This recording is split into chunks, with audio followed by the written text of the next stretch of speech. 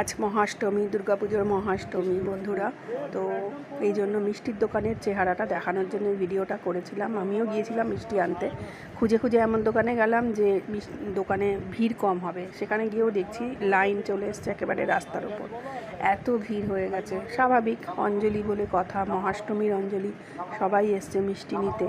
ছোট ছোট মিষ্টি এখানে বিক্রি হয় শুধুমাত্র অঞ্জলি দেওয়ার জন্য।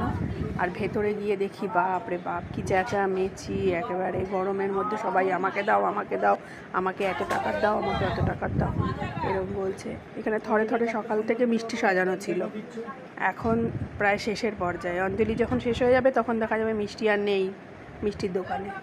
আবার হয়তো বিকেলে মিষ্টি তুলবে বিক্রেতারা। এই হচ্ছে মিষ্টির দোকানের চেহারা। সবাই টাকা হাতে নিয়ে আমাকে দাও, আমাকে দাও বলে চেঁচামেচি করছে, আমাকে এত টাকা দাও, আমাকে অত টাকা দাও। বিক্রেতাদের অবস্থা একেবারে নাজেহাল। এই জন্যই আমি এই ভিডিওটা করলাম। এত সুন্দর ছোট ছোট মিষ্টি বানানো হয় শুধুমাত্র অঞ্জলি দেওয়ার জন্য। সবাই ছোট ছোট বক্স করে এখানে নিজের নাম লিখে, গোত্র লিখে দুর্গা ঠাকুরের সামনে নিবেদন করে পুজো দেওয়া হয়। এইভাবেই পুজো দেওয়া হয় অঞ্জলির সময়। এটাই আমাদের